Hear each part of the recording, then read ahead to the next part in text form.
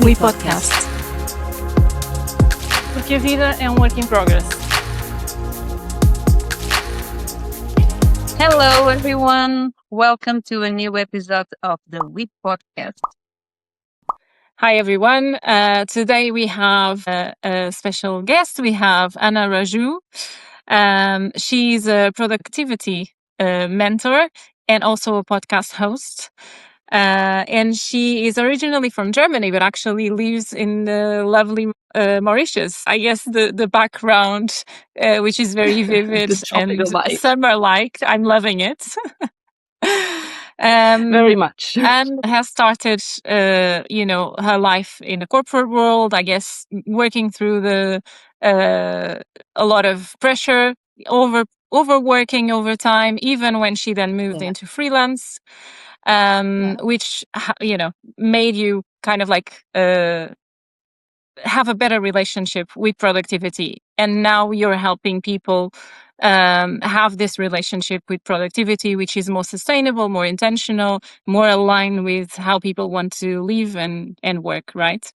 So very welcome to our podcast. Thank you so much for having me. We are super excited to have you here in the podcast. We have a lot of questions, but we want to start with a big question, and feel free to take this whenever you want it to go. Who is Anne, and what we need to know about you to understand you better? Ooh, okay, you start right with the biggest question, really. But yeah, who is Anne? Well, yeah, I think Anne is somebody who really loves living a simple but joyful life. I always had the dream of traveling. Back then I studied tourism, and now I live on this tiny little island in the Indian Ocean, and I love it, and it's home, and it's beautiful, and I'm really grateful I'm here. And I'm a runner, I'm a mom, and I'm a business owner. I never dreamt to be a business owner. My dad was, or is, well, now he retired just last year, so I'm still getting used to that. But he used to have a business and was that kind of person who was working non-stop. I grew up in East Germany, also in sort of this time of my mom was working, my dad was working, middle class, work. That's sort of like where I grew up. And I was always told, you can be anything that you want. You are strong, you are an independent woman, you can have it all, so to say. And that's really what I tried to do in my life.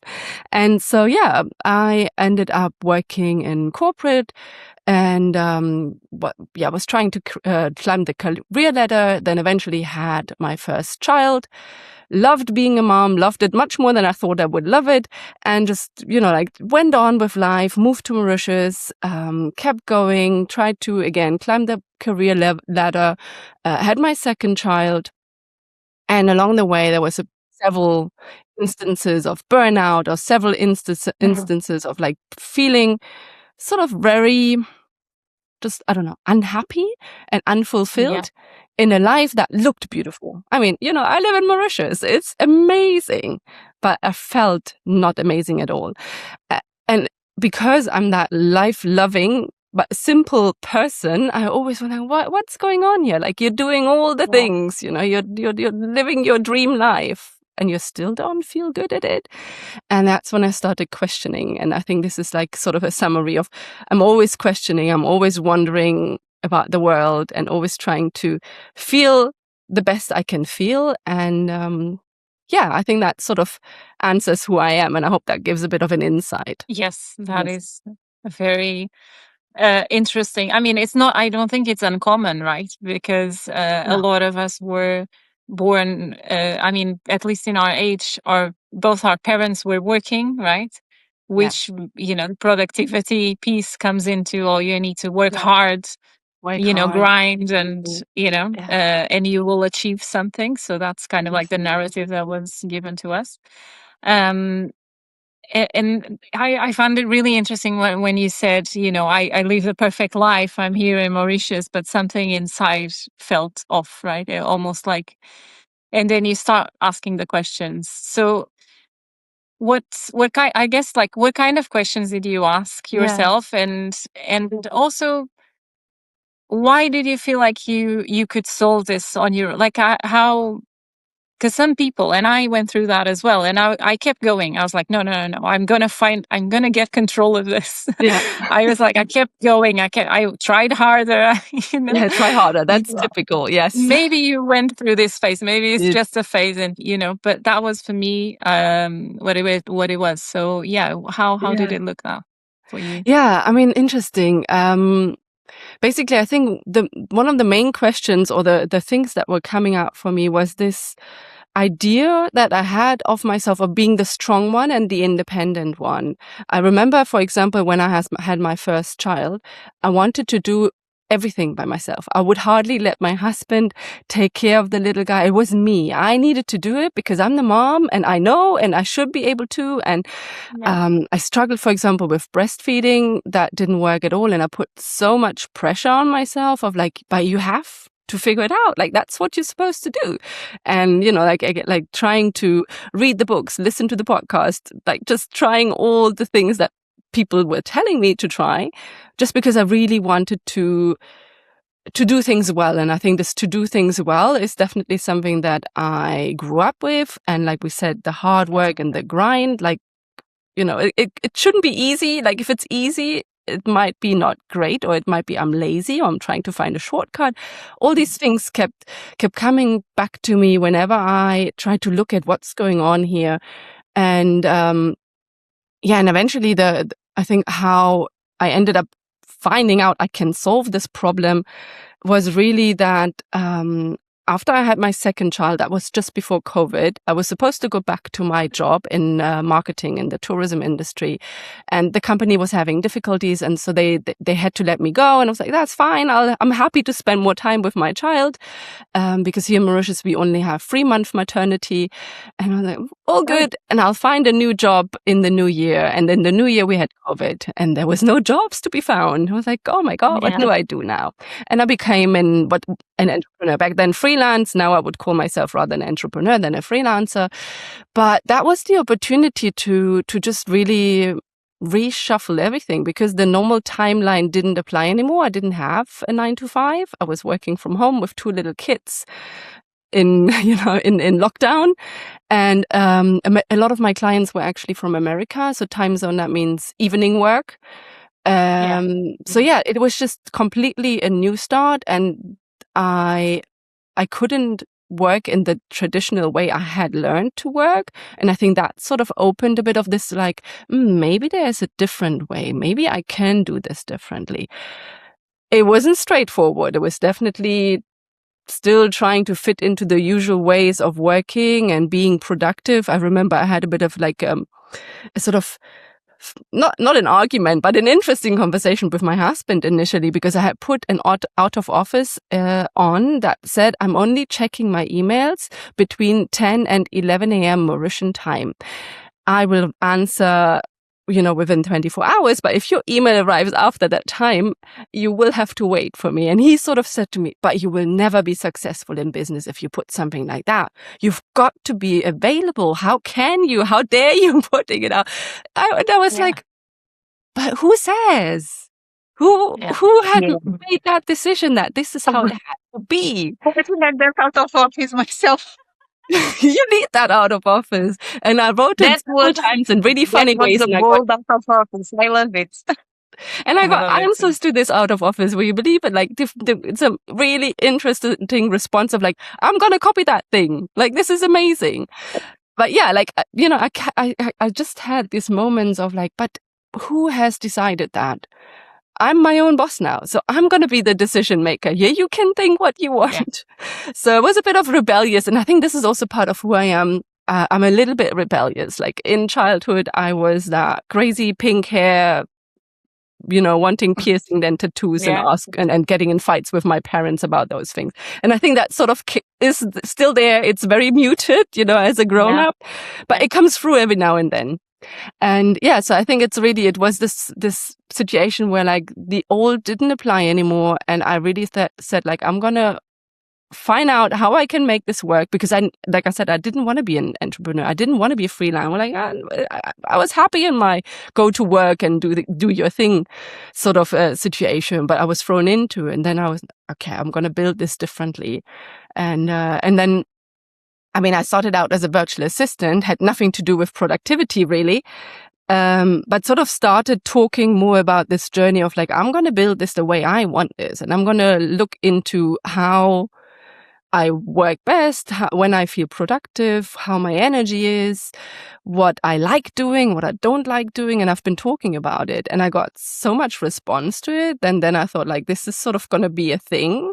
Eventually created the podcast, and now it really is my main business. I don't do very much VA work anymore. And so yeah, it became sort of the natural transition, and I'm loving it. I'm really enjoying talking about it. I can talk about this for hours. Yeah, I think that you touched so many interesting points. First of all, when you said that you were trying to do everything after maternity, you were trying to do everything, even your husband, some things you didn't let him to do. I would like to go back to there, because I'm just trying to understand where does this come from, because I felt the same also when I had my child, that I would have to be perfect in everything, because I'm a mom, but I'm also a worker. I'm also a wife. I'm also a daughter, and we tend to go to perfection, whatever that is, because I don't think that even that exists. And then the shift that you did from that mentality to, okay, maybe there's something in between or something better than this. I was trying to understand if it was something natural. Did you need some help to do this turning point? Yeah, I needed help. That is definitely an area where I worked with a coach. Okay. Yeah, I mean, where it comes from, I think, again, it goes back to a lot of my childhood. Just, you know, I was the older daughter of two children, both parents working. So I was the one who was looking after my little brother. So that sort of like responsibility early on, that sort of like thing already came from there, I think.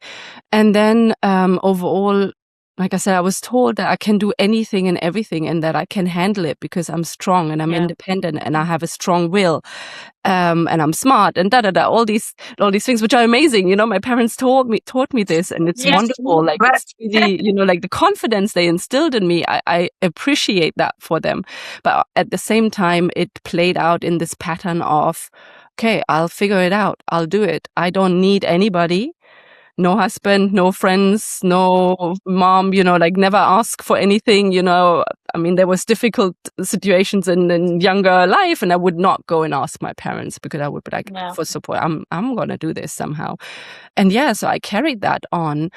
And I think eventually, it was beautiful for a certain time. And I think the first year with my son, I was in the UK and I had 1 year maternity, and it was lovely. It was beautiful.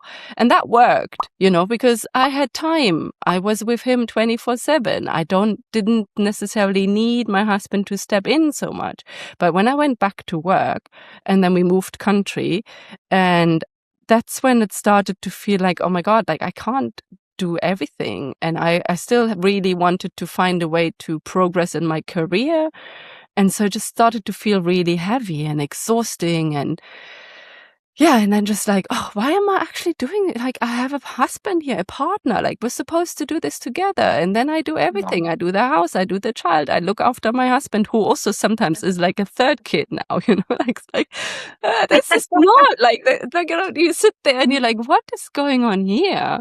And yeah, eventually worked with a coach, and basically really helped me to understand that being the strong one can be a strength, but it doesn't mean that it has to be like this everywhere, and that asking for support is a weakness. And luckily, I have a very good friend who is very, very strongly opinionated about the family is a 50-50 business, and you have to ask your husband or partner to step in. And so she's sort of like been behind me with a stick to like, you need to. But it helped. It helped very much. You always need one of those friends that tells you as it Exactly. is. Exactly. What you doing here? Come on, you. Yeah. You know, yeah. So we had lots of these sort of conversations. That was, fun, but also strict I and love strong. Yeah. It's so important because, the fact that the what you said around asking for help is not a weakness, right? It's part of the process. And I think that's the message that it was kind of like forgotten by our parents, is like, yes, you can have it all, but sometimes you might need to, there's going to be help that you need along the way. And maybe you're going to be giving 100% here and 70% here, and you need to juggle your priorities. They forgot about that. Yeah. Precious little nugget of information, right? But Exactly. the other thing related to my previous question, when you said, it's interesting because you said when you really had the time, like, because you were because of COVID, right? You were you didn't have a job, so you were almost forced to stop, right? Yeah. Am Absolutely. I reading it right? Because otherwise you would have kept going in the same loop. I think so. Yeah. I think so. If I would have continued working in corporate, I would probably have just continued trying to find a way to climb the career ladder and, build that family, grow these boys. Maybe I would have asked my husband to step in a little bit more in that sense. I think that probably would have been a bit of more like a natural progression, because it definitely was becoming visible that I was trying to do too much as this, like a solo parent, which I wasn't. So, but I think all that understanding around the way I see time and how I can understand my energy and how I know what I want to prioritize, and even thinking of my goals and my values. I didn't do that as part of my career. I knew I wanted to progress and, earn potentially more money and have a certain title, but I never looked at what would be my values and how do I want to operate and what kind of person do I want to be. And that really came because of this transition to being my own boss, and then asking, what am I doing here? And is that really working for me? And what does it mean if I do it differently? And understanding that suddenly it feels easier and lighter and more joyful. And again, I'm that person who is looking for joy and ease and simplicity. And so it just felt so much more aligned and not constantly grinding what I was doing in corporate, and what I would have continued for sure. Yeah, I love that. I think that's such a brave thing to do as well. Yes, but I'm thinking that we had COVID, and a lot of people changed careers at that time. A lot of people rethink that their life. But sometimes I feel that we should have more. We should. I don't know if we should oblige ourselves, but I think that we should have more time to do the work that you do without having a pandemic. To really look to our values and say, okay, what am I doing? Is this aligned with me? If it is not, what can I do to be more aligned with my values?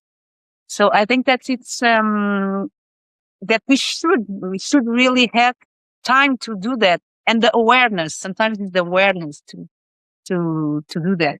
So I think it's pretty great that you had the opportunity, even if it was with COVID, to do that. But nowadays, we do the work that you do, productivity mentor. Yeah. You bring that time to your clients, right? For them to understand. Yeah, it's a big part of it. I think, I mean, the key work that I do, I call it the productivity audit, and it really goes quite deep into the way somebody works. It's sort of like a 360 assessment to see what's going on, and it really goes not just about work. It really looks at other things like relationships, support, your work environment, your personality pattern, your energy, your sleep, your nutrition, your movement. It really looks at everything, because I believe that everything is connected, and if things work relatively well in all the areas, it sort of like just is more of this like well-oiled machine, or it sort of feels more natural, like everything flows a little bit more natural. So I look at all of that. And then a big part is to sort of like have a look at certain patterns, like my pattern of the strong one, of the doer. Other people might have different patterns, but I think I have quite a sort of eye for patterns. While I understood my own patterns, I love reading. I'm a researcher person, so I digged into what are these patterns and where do they come from. And so I help people to see their patterns, because once you see them, you can start changing them and you can start questioning them. Is that a pattern that I want? Is that a pattern that I am happy with and I do intentionally? Or is that something that has formed somewhere and now it worked maybe for a period of time and now it doesn't work anymore? Like the strong one, it worked for a period of time until it didn't work so well anymore.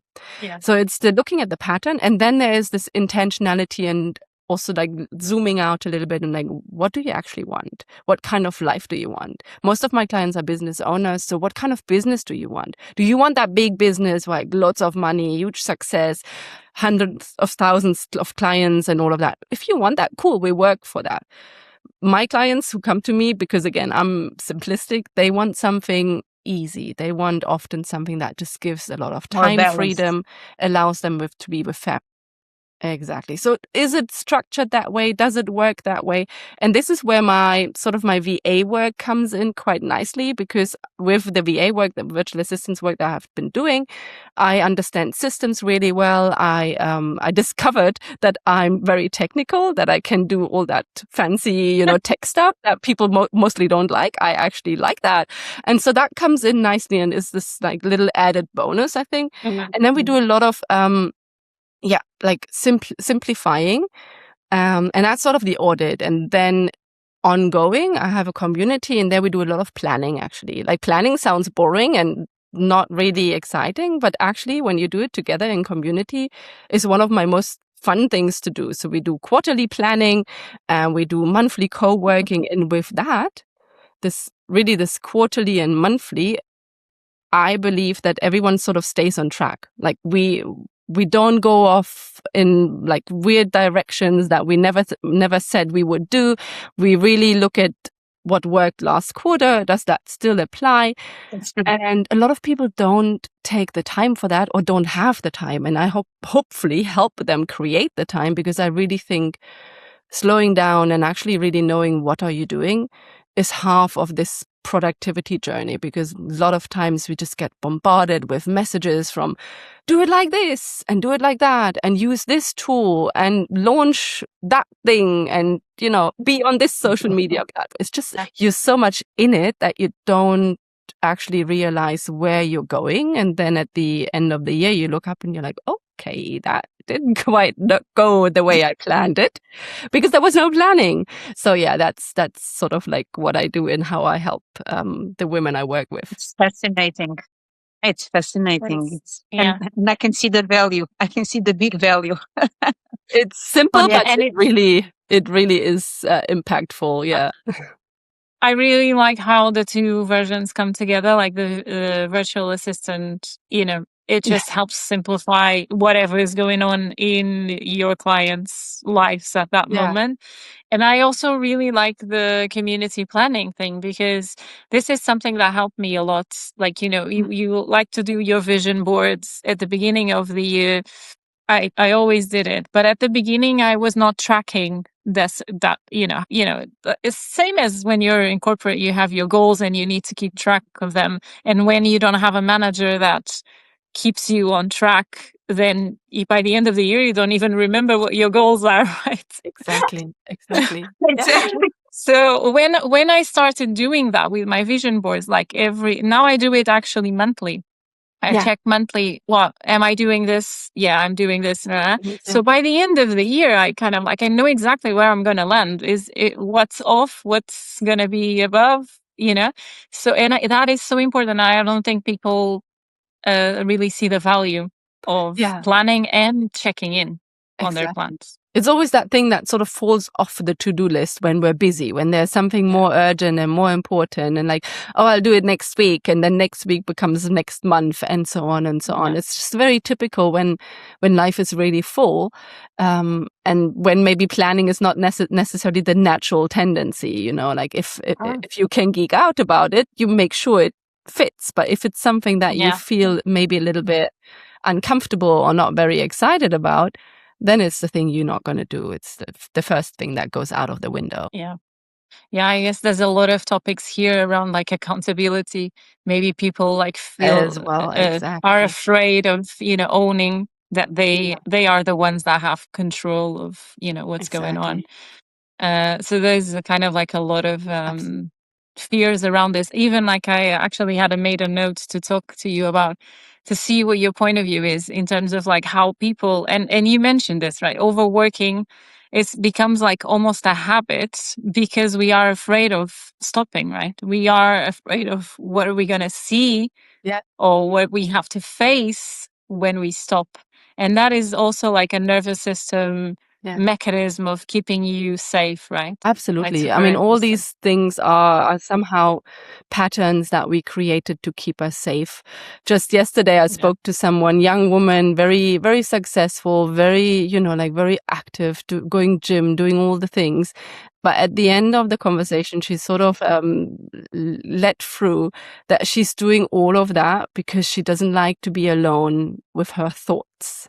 So she keeps herself really busy so that she doesn't have to listen to what's going on in her mind. And that is like, it's a shame she said it at the very end. I'm like, oh my God, we got to that critical part here. But this is like, one part, like there's usually some sort of reason. And I had the same for me to stop, for me to rest. Meant I would be lazy. My dad always said, sleep is for when you're dead, sort of like you can sleep when you're dead. Like, okay.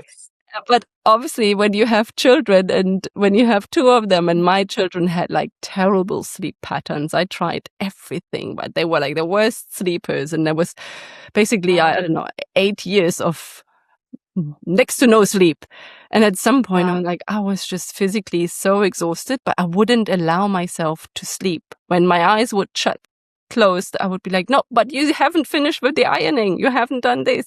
You are becoming lazy, Anne. If you sit down here now, you're going to be so lazy. And that's all. Yeah, it's obviously nonsense, because if your body needs to have rest, and you just, even from a lazy week, it doesn't mean you are now a lazy person. It's a lot of the identity of the things we say we are. But I think that's, as you said, that's a part of programming that we have been receiving since our early years. And we see that sometimes we notice our parents sleeping a lot or resting a lot because the mentality is that we had to grind to be somebody in life one day.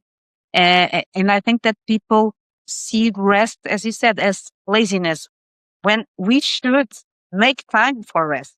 Yeah. Because it's when we make time for rest, is when the creativity moments come along, with when we have time to just breathe and just be, and not be constantly in the schedule to do this or to do that. And me and Claudia, we have shared this a lot with each other, that some years ago, I think that now we can start to speak in some years ago, we didn't allow ourselves to get some rest. Because we were lying in the bed or lying on the couch, and oh my God, I should be doing this and doing that. And I think it comes with the growth, that this path that we start doing and questioning ourselves, that it's so important to do nothing. Yeah, exactly.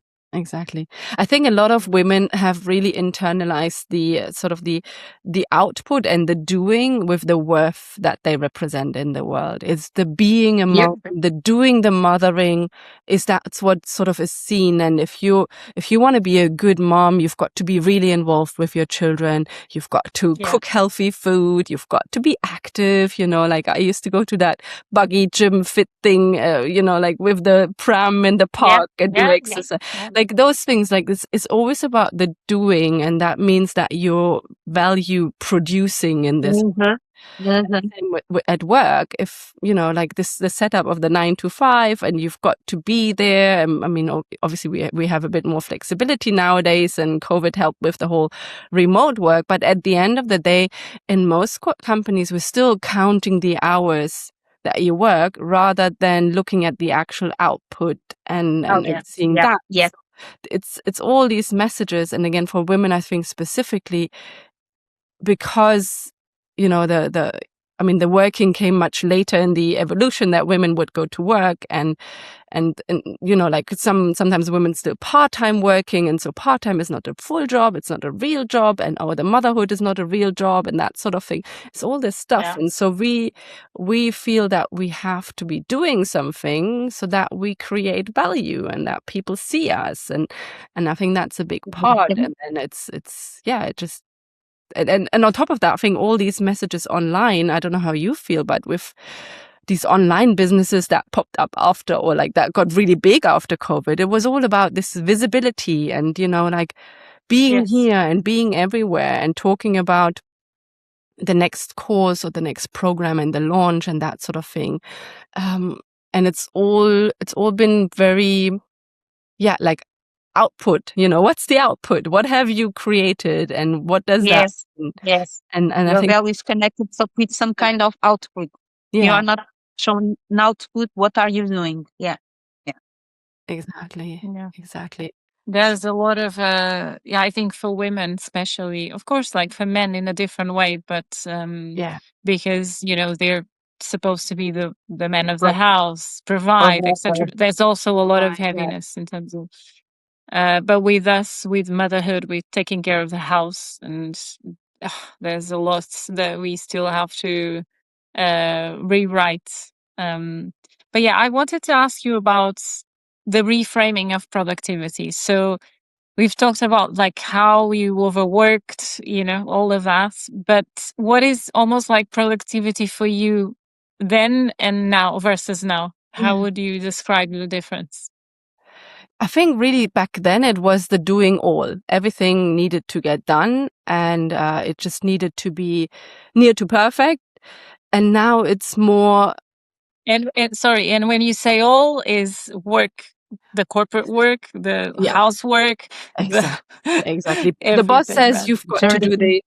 Do it. The colleague wants something your help with, you will do it. The client needs something tonight, you will make it happen somehow. That was definitely my way of behaving and trying to thrive and show that I'm handling everything and that I'm good material for a promotion, sort of thing. Like, look at me, I can do it all. I don't need help.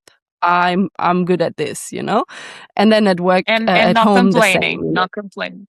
Exactly. No moaning, no, really no calling in sick unless I'll be pretty dead, no, I'm not feeling well today or whatever. You cannot just call in sick. My son is blowing me a kiss. He's going to sleep. So sweet. So moving. So it was the same at home. Then obviously like, you need to have it all in control, and always finding the best parenting hacks as well, and making sure the children grow up into very conscious, very good people.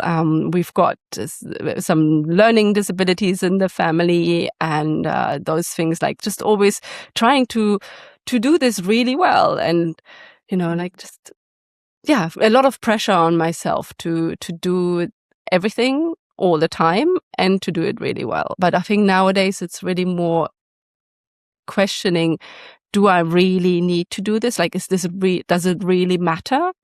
Is it aligned with my goals? Is it aligned with my values?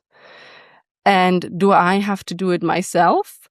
Or is there somebody else I can hand this over to? Is there somebody who can do that for me, or can I find support in doing that? And does it feel good? Like a lot of times I stop doing things that just don't feel good. I try plenty of stuff. I love, experimenting and finding a new tool, or, learning how somebody else does it, and I'll try it. But I think I've become very good at what feels good. And if it doesn't feel good, I will not bend myself to find a way to make it work. It's just going to go out of the window, and there's something else that I will try, and then I find the one thing that sticks. And I think that's the big difference. So it's a lot more intentional, definitely slower. While I wouldn't say I'm a like a really slow person, that's just not me as a person. I'm still, I still have lots of projects and ideas and things that I do, and a lot I of like energy also. yeah, like it's just it feels good to me to be active and to sort of go at a certain speed, but it's never just on autopilot. It's always quite intentional, and it's the thing that I like doing, and that makes a huge difference for me. I feel good in what I do and how I do it. Yeah. I think that you said several of times the word joy and joyful. And I appreciate that because I'm fully aligned with it. But we know that sometimes we it's a limitation that we have, but I think that we were like convinced, oh, life doesn't always give you what you want. But I think that it's a mentality shift, and the way that you speak about joy and joyful things that give you energy. I think it's a good hint for how you want to live your life, and it's linked with the question that we also had in the radar. Because we can see that you are very independent, creative, and energetic woman, as your parents wanted to. So congratulations. But Thank you. but I'm pretty sure that you have some daily habits that you want to stick to them to maintain this balance that you are talking about with us today. So for you, what are the daily habits that you have and that gives you not a perfect but a good day for Anne? Yeah, thank you. Definitely. I mean, this is always sort of work in progress, and like I said, a bit of trial and error, and sometimes I stick to it really well, and then there's other periods as well where I'm maybe not as perfect. But It's normal. I think one big thing is eating. Like, one of the things that happened to me, I always loved being healthy and active and eat well.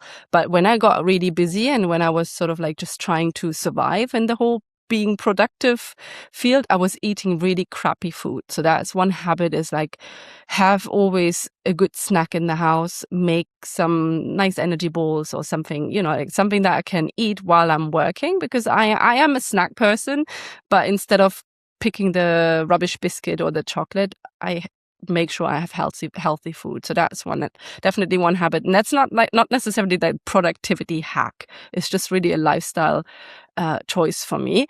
And I started running again after 2 years.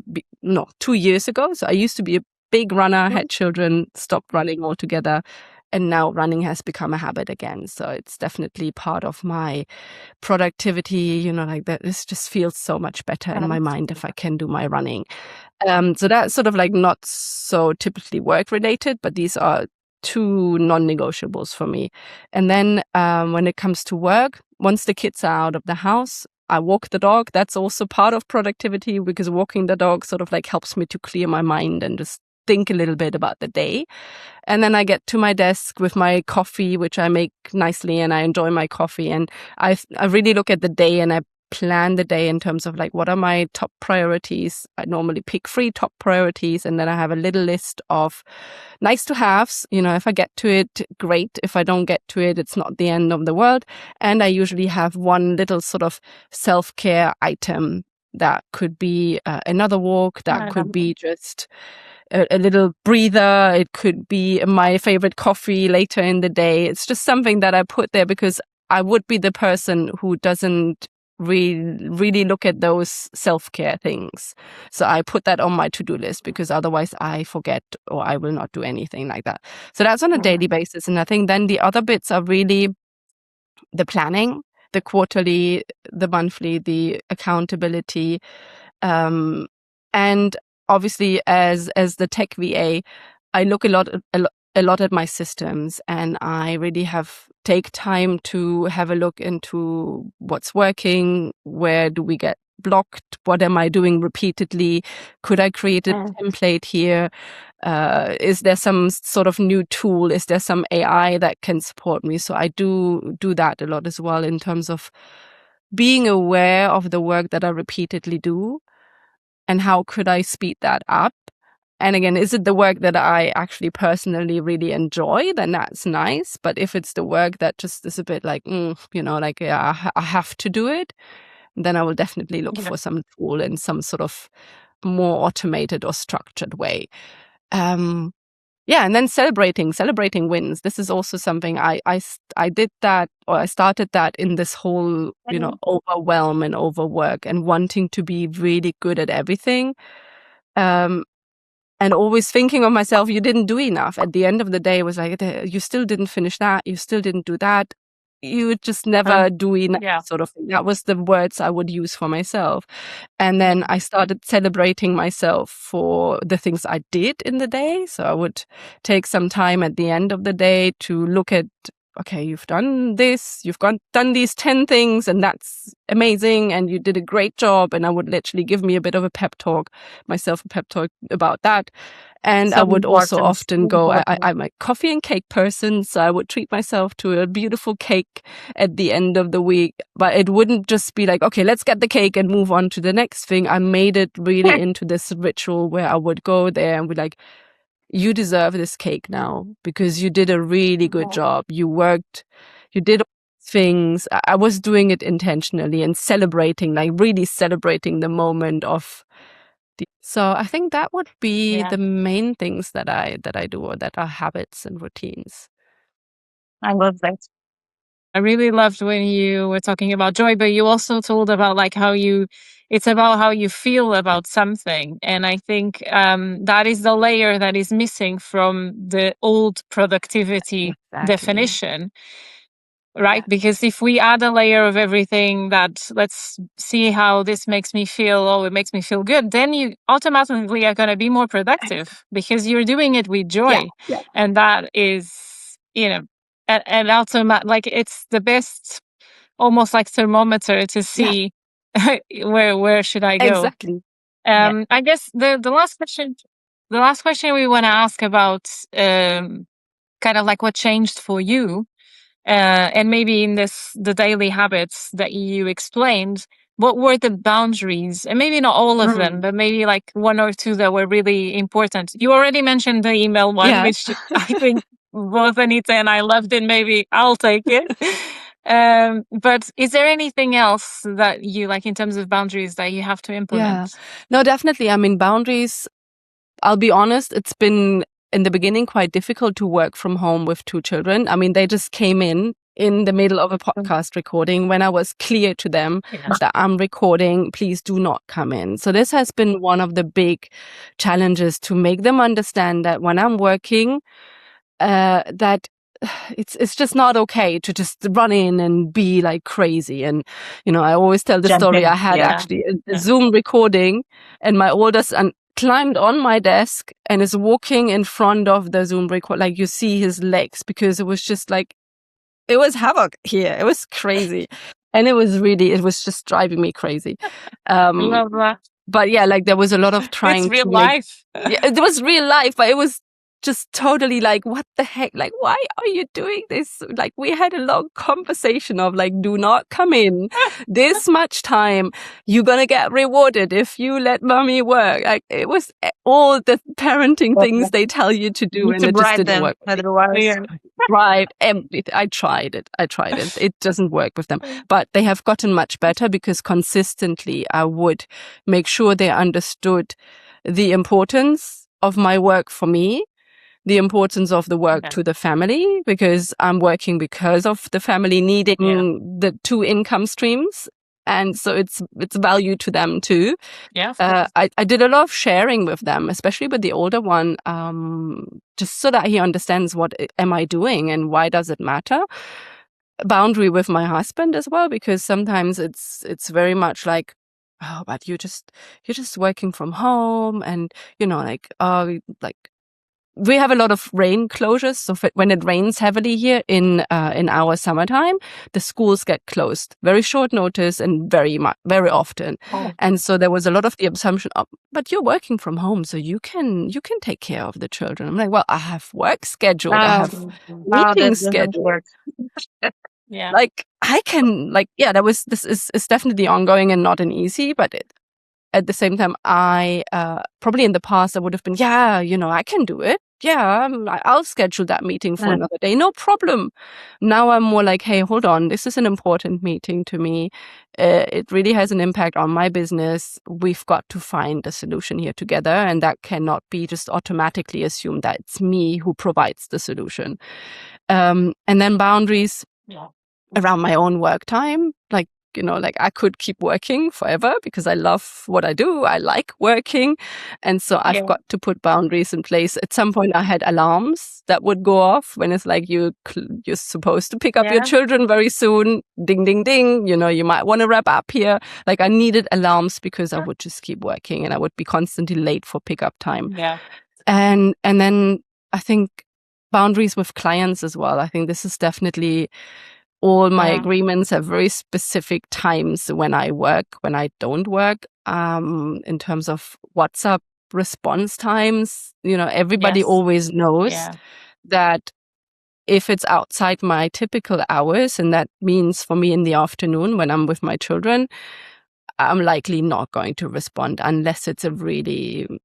but it's rare. Like in the work I do, it's never really an emergency. So that wasn't always like that. As a VA, initially, it was very much like you've got to reply as soon as the client wants something, needs something from you. And, like I said, most of them were in the US, so it was at random hours and it was driving me crazy. And I felt really like I cannot say no to them. I cannot say to them that I'm not going to respond in these hours. But eventually, slowly, I did. And that's definitely one of the biggest boundaries. Again, coming back but as a business owner, if you don't respond, it's going to have an impact on your business. There was really this belief of like, if you say no to people, or if you hold up your boundary too rigidly, too strongly, it will negatively look upon you.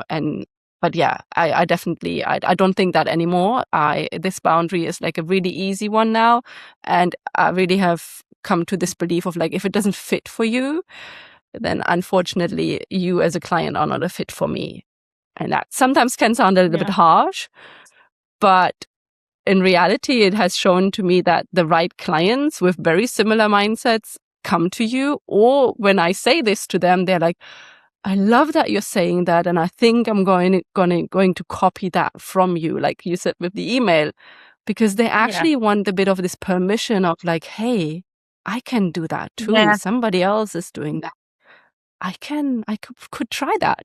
So this is probably the main boundaries that come to my mind right now. Yeah.